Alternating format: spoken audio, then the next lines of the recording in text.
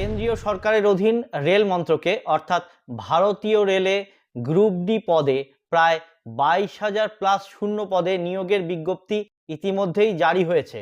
আপনারা যারা এখনও এই বিজ্ঞপ্তিটি দেখেননি তারা উপরের এই আই বাটনটি প্রেস করে এই বিজ্ঞপ্তিটি দেখে নিতে পারেন। সকলকে আবারও স্বাগত জানাচ্ছি। আমি শুভ্র, আপনারা দেখছেন শুভ্রস একাডেমি।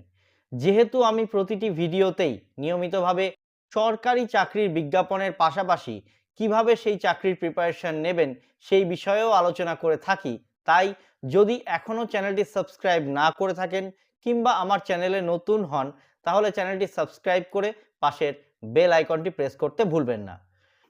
আজকে আমরা রিজনিং বা জেনারেল ইন্টেলিজেন্সের ক্লাস করব, কিন্তু এই ক্লাসের আগে কিছু গুরুত্বপূর্ণ তথ্য আপনাদের অবশ্যই জেনে নিতে হবে যে এই রিজনিং কোন কোন পরীক্ষার জন্য গুরুত্বপূর্ণ।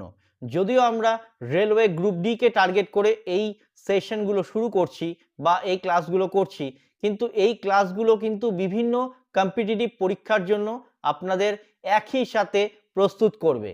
জেনে নিব কোন কোন পরীক্ষার জন্য এই রিজনিংগুলো ইম্পর্টেন্ট। প্রথমেই কেন্দ্রীয় সরকারের স্টাফ সিলেকশন কমিশনের যে সিজিএসএল কিংবা এমটিএস বা জিডি কনস্টেবল বিভিন্ন পরীক্ষার ক্ষেত্রে কিন্তু এই সেম কোয়ালিটির রিজনিং আসতেই পারে। এছাড়াও ডাব্লিউবিসিএস বা পশ্চিমবঙ্গ পুলিশ কিংবা কলকাতা পুলিশ পিএসসি বা ফুড সাপ্লাই অফিসের যে সমস্ত পরীক্ষাগুলো হয় তাতেও কিন্তু এই সেম কোয়ালিটির রিজনিং থাকে। এছাড়াও কেউ যদি ডিফেন্স অর্থাৎ আর্মি, নেভি, এয়ারফোর্স ইত্যাদি জায়গায় পরীক্ষা দিতে চান সেক্ষেত্রেও কিন্তু এই সেম ধরনের রিজনিং থাকে।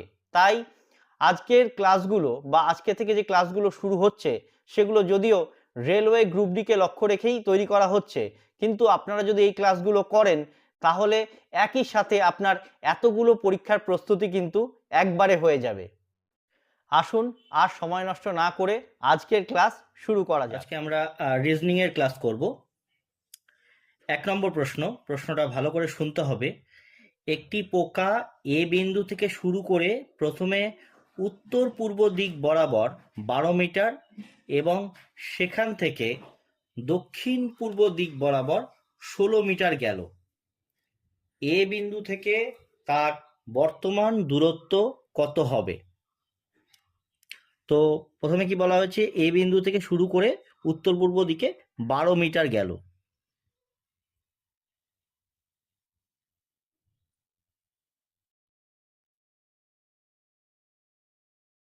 তাহলে এটা ধরে নিচ্ছি এ বিন্দু, এটা বি বিন্দু আর এটা সি বিন্দু।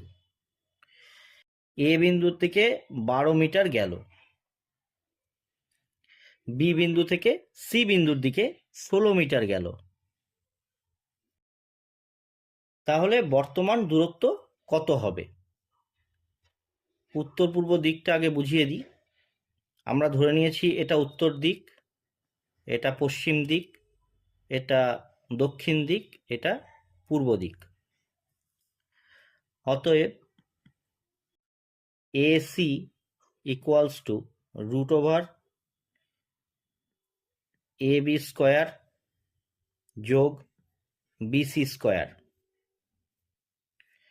অতএব √12 স্কোয়ার যোগ 16 স্কোয়ার, যেহেতু বলা ছিল 12 মিটার এবং 16 মিটার। অতএব √144 যোগ 256। অতএব √400, অ্যান্সার 20 হবে এটার অ্যান্সার। অপশান দেওয়া ছিল ক 20 মিটার, খ 28 মিটার, গ 4 মিটার, ঘ কোনোটাই নয়। তাহলে আমরা সঠিক উত্তর পেলাম ক 20 মিটার। যদি বোঝা না যায় আমাকে কমেন্ট সেকশনে বললে পরে আমি আরো ভালো করে বুঝিয়ে দিতে পারবো যদি এভাবে বুঝতে অসুবিধা হয়। 2 নম্বর প্রশ্ন, একদিনে ঘড়ির কাঁটা মানে ঘন্টার কাঁটা ও মিনিটের কাঁটা কতবার সমকোণে আসে? প্রশ্নটা ভালো করে শুনতে হবে। একদিনে ঘড়ির কাঁটা অর্থাৎ ঘন্টার কাঁটা ও মিনিটের কাঁটা কতবার সমকোণে আসে? ক ৪৪ বার, খ ৪৮ বার, গ ২৪ বার, ঘ ১২ বার।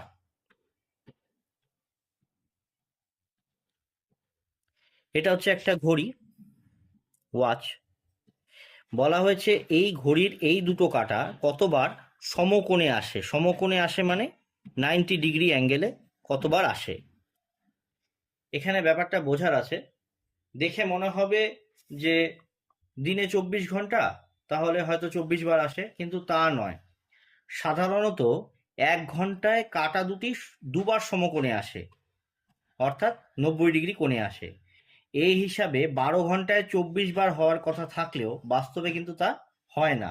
ঠিক ৩টে এবং ৯টার সময় কিন্তু কাঁটা দুটো সমকোণে থাকে। এই বিশেষ সময়ের কারণেই ২টো থেকে ৪টার মধ্যে যদি লক্ষ্য করা যায় এবং ৮টা থেকে ১০টার মধ্যে ৪ বারের বদলে কাঁটা কিন্তু ৩ বার করে সমকোণে আসে। অর্থাৎ ১ ঘন্টায় যদি ব্যতিক্রম ছাড়া হয় তাহলে দুবার, ১২ ঘন্টায় ২২ বার এবং ২৪ ঘন্টায় ৪৪ বার। অর্থাৎ ১ ঘন্টায় কাঁটারা সমকোণে আসে ২ বার, যদি কোনো ব্যতিক্রম না থাকে। সেই হিসাবে ১২ ঘন্টায় কাঁটা দুটো আসবে ২২ বার, ২৪ বার নয়, কিন্তু ২২ বার। কেন ২৪ বার নয় সেটা বললাম, যদি বুঝতে অসুবিধা হয় আবার বললে আবার বুঝিয়ে দেব। এবং ২৪ ঘন্টায় আসবে ৪৪ বার। অতএব আমাদের যে অপশান ছিল, সেই অপশানে যে ক অপশান ছিল ৪৪ বার, সেটাই কিন্তু রাইট অ্যান্সার। ৩ নম্বর প্রশ্নে বলা হয়েছে এ সমান সমান ভাগ, বি সমান সমান গুণ, সি সমান সমান যোগ এবং ডি সমান সমান বিয়োগ হয়, তবে ৩৫ এ ৭ সি 4 বি 6 ডি 15 এর মান কত হবে? প্রশ্নে বলা আছে এ সমান সমান ভাগ, বি সমান সমান গুণ, সি সমান সমান যোগ এবং ডি সমান সমান বিয়োগ। তাহলে এই হিসাব যদি আমরা বদমাস, আপনারা সবাই জানেন BODMAS, এই হিসাবটা যদি আমরা বদমাসের যে ফর্মুলাটা আছে সেই ফর্মুলাতে ফেলি, তাহলে হবে ৩৫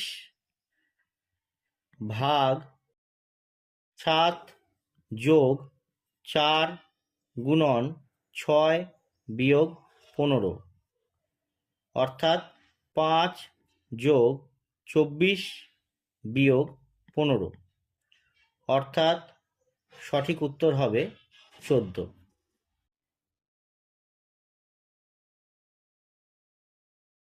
অর্থাৎ অপশান যে ছিল ক ৩৯, খ ৪৭, গ ১৪ এবং ঘ ১০, তাহলে অ্যান্সার হবে গ ১৪।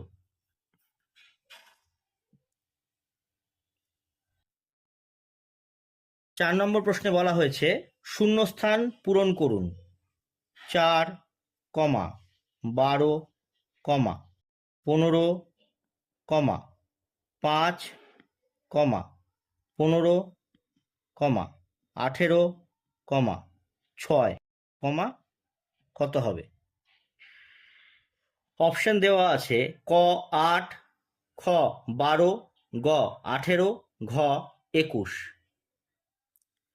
তাহলে এই জিনিসটা আমরা যদি এইভাবে ভাগ করে নিই তাহলে কিন্তু আমাদের বুঝতে সুবিধা হবে। অর্থাৎ এখান থেকে আমরা নেব ৪ গুণিত ৩ ইকুয়ালস টু ১২ যোগ ৩ ইকুয়ালস টু ১৫। এখান থেকে আমরা সেম একইভাবে ৫ নেব, ৫ গুণিত ৩ ইকুয়ালস টু ১৫ যোগ ৩ ইকুয়ালস টু ১৮। তাহলে একইভাবে আমরা এখান থেকে নেব ৬ গুণিত ৩ ইকুয়ালস টু ১৮। তাহলে আমাদের যে অপশান দেওয়া ছিল গ ১৮, এটা কিন্তু রাইট অ্যান্সার। যদি কোথাও বুঝতে অসুবিধা হয় বললে পরে আবার বুঝিয়ে দেওয়া হবে। এই প্রশ্নগুলো কিন্তু ভীষণ ইম্পর্টেন্ট রয়েছে প্রত্যেকটা পরীক্ষার জন্য। 5 নম্বর প্রশ্ন বলা হয়েছে, একটি সারিতে রাম পিছন দিক থেকে নবম ও রহিম সামনের দিক থেকে অষ্টম স্থানে রয়েছে। এদের দুজনের মধ্যে দাঁড়িয়ে আছে বিজয়। ওই সারিতে ন্যূনতম কতজন দাঁড়িয়ে আছে? ক 8 জন, খ 9 জন, গ 12 জন, ঘ 14 জন। প্রশ্নে বলা হয়েছে একটি সারিতে রাম পেছন দিক থেকে নবম স্থানে রয়েছে, অর্থাৎ এটা যদি ধরে নিই একটি সারি, তাহলে 1 2 3 4 5 6 7 8 9 এখানে দাঁড়িয়ে আছে রাম। এবং প্রশ্নে বলা হয়েছে সামনের দিক থেকে রহিম অষ্টম স্থানে দাঁড়িয়ে আছে, অর্থাৎ 1 2 3 4 5 6 7 8 এই অষ্টম স্থানে দাঁড়িয়ে আছে রহিম। এবং এদের দুজনের মাঝখানে রয়েছে বিজয়। তাহলে ওই সারিতে ন্যূনতম কতজন দাঁড়িয়ে আছে? অপশান ছিল 8 9 12 14। এখানে যে ফর্মুলাটা আমরা ইউজ করি সেটা হচ্ছে দুটো সারির যে সংখ্যাটা বলেছে সেটাকে যোগ করতে হবে। অতএব 9 যুক্ত 8। এবং কজনের নাম দিয়েছে? রাম, বিজয়, রহিম, তিনজনের নাম দিয়েছে। আমরা 3 বিয়োগ করব, তাহলে এটার অ্যান্সার হবে 14। এটাই কিন্তু ফাইনাল অ্যান্সার। ওই সারিতে 14 জন লোক আছে। কিভাবে যাচাই করব? যদি সারিতে 14 জন থাকে, রহিম সামনে থেকে অষ্টম, তার মানে তার সামনে 7 জন লোক আছে। আর রাম পিছন দিক থেকে নবম, মানে সামনে থেকে রামের স্থান ষষ্ঠ, সপ্তম স্থানে আছে বিজয়। বোঝা গেল? ক্লিয়ার? বুঝতে না পারলে বলতে হবে। 6 নম্বর প্রশ্ন, NEETIMSEC কে যদি হাউ আর ইউ বলে এবং BLENEESEC কে যদি ওয়্যার আর ইউ বলে, তাহলে ওয়্যারকে কিভাবে লেখা যাবে? অর্থাৎ প্রশ্নটা আবার বলছি, নি টিম সেক কে যদি হাউ আর ইউ বলে আর নি সেক কে যদি ওয়্যার আর ইউ বলে, তাহলে ওয়্যারকে কিভাবে লেখা যাবে? অপশন ক রয়েছে নি, খ রয়েছে টিম, গ রয়েছে ঘ নির্ণয় করা যাবে না। তাহলে দেখি নির্ণয় করা যায় কিনা। NEE, টিম TIM, SEC, একে বলা হয়েছে হাউ আর ইউ।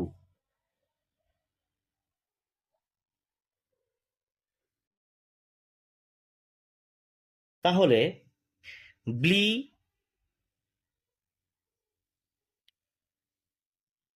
নি সেক একে বলা হয়েছে ওয়্যার আর ইউ।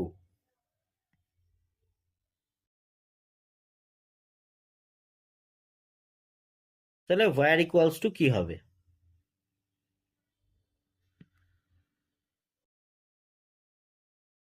এখানে আমরা যদি নি কে দেখি এবং সেককে দেখি, তাহলে এখানেও কিন্তু আমরা নি সেক পাচ্ছি। ঠিক আছে? ঠিক কোন কোন জায়গায় পাচ্ছি? R U, R U. তাহলে আমরা বলতেই পারি ব্লি ইকুয়ালস টু ওয়্যার ইকুয়ালস টু, তাহলে আমরা বলতেই পারি ওয়্যার ইকুয়ালস টু ব্লি হবে। তাহলে অপশন ছিল গ, ব্লি ইজ দ্য কারেক্ট অ্যান্সার। 7 নম্বর প্রশ্ন, ABCDE এবং F একটি গোলাকার টেবিল ঘিরে চেয়ারে বসেছে। F এবং C এর মধ্যে B আছে। A বসেছে E এবং D এর মধ্যে। ডি এর বাঁ দিকে এফ থাকলে এ এবং এফ এর মাঝে কে বসেছে? তাহলে প্রথমে একটি গোল টেবিল আঁকা যাক এবং সেখানে 6টা দাগ করা যাক।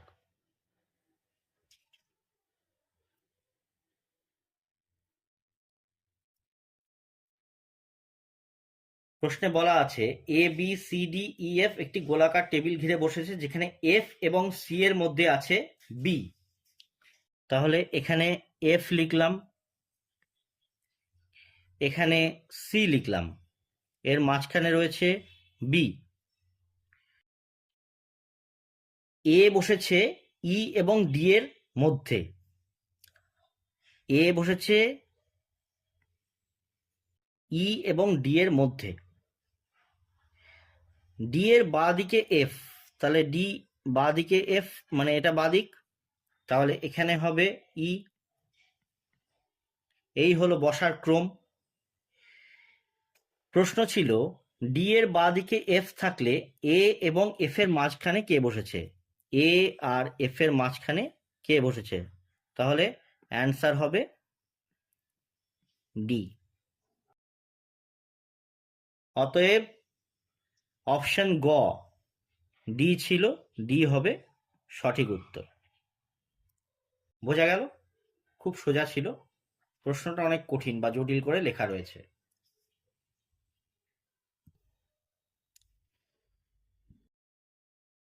8 নম্বর প্রশ্ন। 8 নম্বর প্রশ্নে বলা হচ্ছে এখানে আমরা 3টা ত্রিভুজ দেখতে পাচ্ছি এবং এই ত্রিভুজগুলোর চিত্র দেখে বলতে হবে যে এই ত্রিভুজের ভেতরে কটা ত্রিভুজ আছে, মানে এই ত্রিভুজগুলোতে মোট ত্রিভুজের সংখ্যা কত।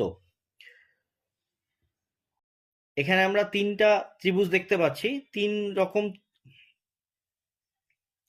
এখানে আমরা 3টে ত্রিভুজ দেখতে পাচ্ছি, ত্রিভুজ এ, ত্রিভুজ বি এবং ত্রিভুজ সি।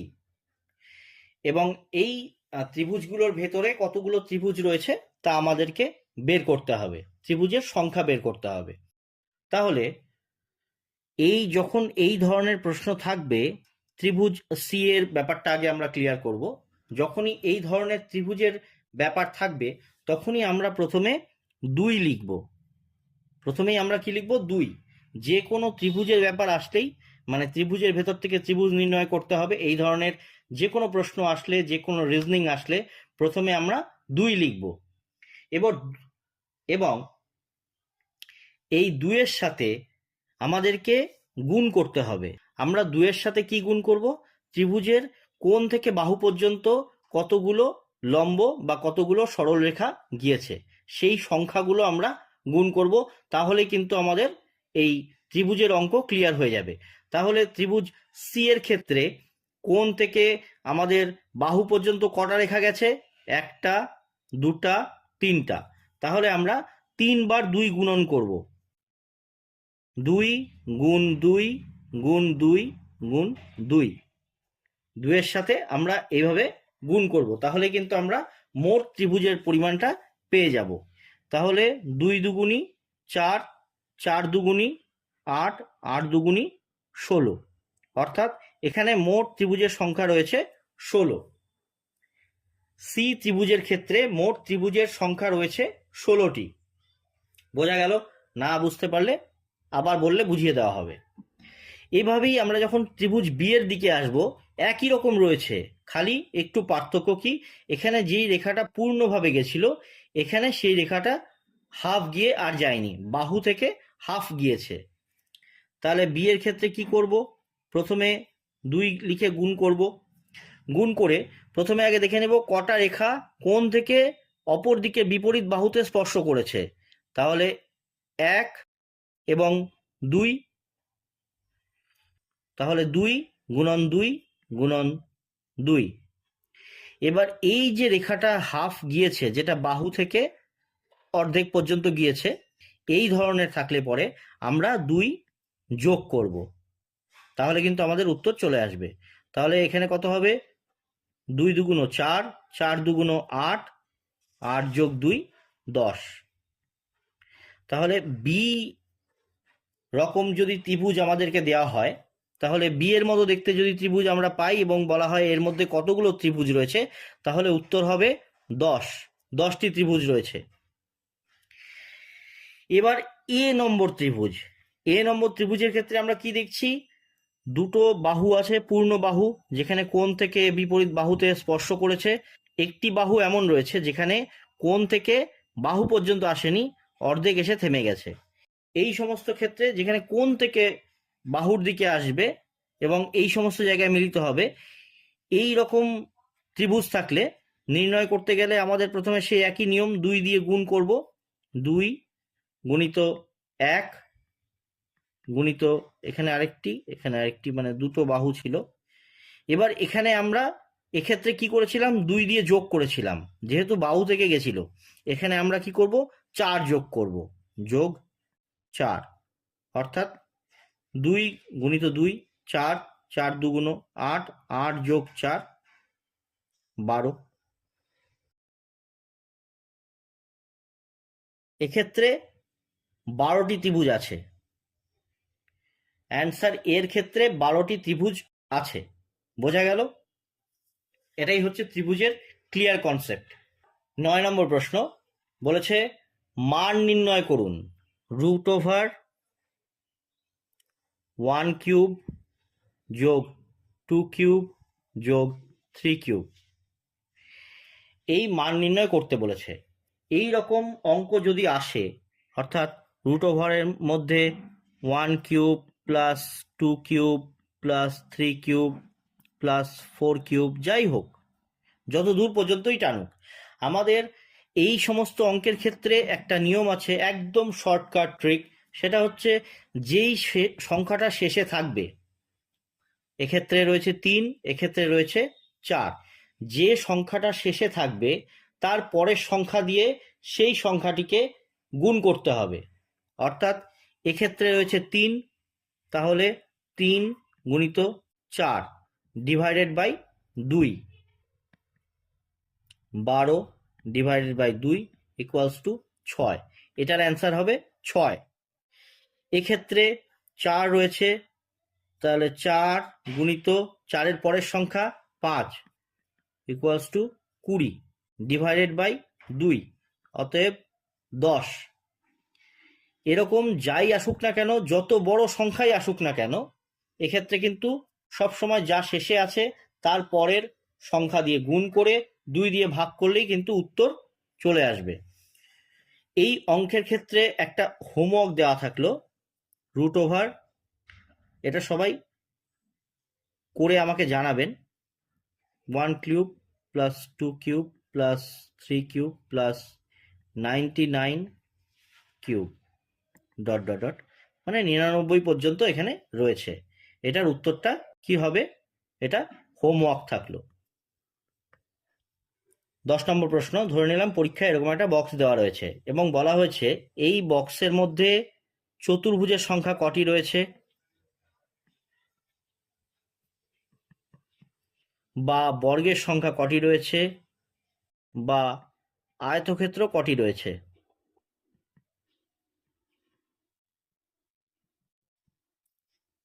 তাহলে এক্ষেত্রে আমরা কিভাবে এই জিনিসগুলো নির্ণয় করতে পারবো।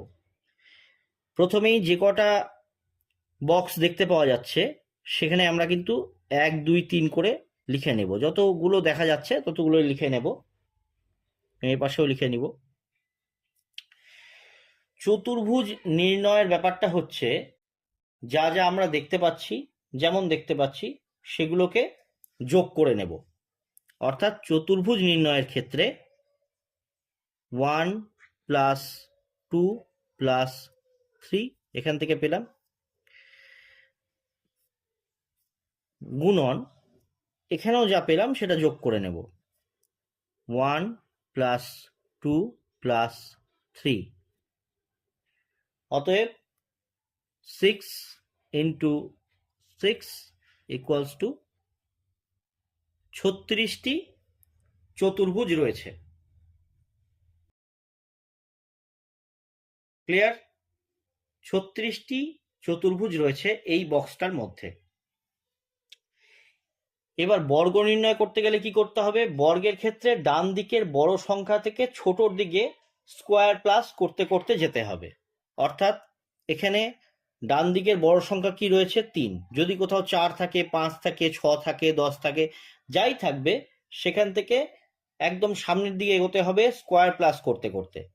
অর্থাৎ 3 square plus 2 square plus 1 square, অতএব কত হচ্ছে? 9 প্লাস 4 প্লাস 1 ইকুয়ালস টু 14। তাহলে এই বক্সটির মধ্যে 14টি বর্গ রয়েছে, বর্গের সংখ্যা 14টি। আয়তক্ষেত্র নির্ণয়ের ক্ষেত্রে কি করতে হবে? চতুর্ভুজ থেকে, মানে যতগুলো চতুর্ভুজ আছে এই বক্সটিতে, তার থেকে যদি আমরা বর্গটাকে বাদ দিই তাহলে কিন্তু আয়তক্ষেত্র পেয়ে যাব। অতএব আয়তক্ষেত্র যদি বের করতে হয় এখান থেকে, আমরা আয়তক্ষেত্র কিভাবে বার করব? চতুর্ভুজের সংখ্যা মাইনাস বর্গ। অতএব চতুর্ভুজ কটা ছিল? 36টা। 36 মাইনাস 14 ইকুয়ালস টু 22টি আয়তক্ষেত্র আছে। ক্লিয়ার? বোঝা গেল? এই ধরনের প্রশ্ন থাকলে এইরকম ভাবে উত্তর বের করতে হবে, একদম চোখের নিমিষে উত্তর বের করা যাবে, কোনো অসুবিধাই হবে না। আজকের ক্লাসের সম্পর্কে যদি কোনো প্রশ্ন থাকে করতে পারেন কমেন্ট বক্সে। এছাড়াও যদি কোনো মতামত বা সাজেশন থাকে তাও দিতে পারেন কমেন্ট বক্সের মাধ্যমে। আমার ক্লাস আপনার কেমন লাগছে? যদি ভালো লাগে তাহলে ভিডিওতে একটি লাইক দিয়ে ভিডিওটি বন্ধুদের সাথে শেয়ার করতে ভুলবেন না। আপনার একটা লাইক, একটি কমেন্ট আমাকে অনেকখানি অনুপ্রাণিত করে। আজ এই পর্যন্তই, আবার দেখা হবে অন্য একদিন অন্য একটি টপিক নিয়ে। ততক্ষণ পর্যন্ত সকলে ভালো থাকুন, সুস্থ থাকুন আর পড়তে থাকুন।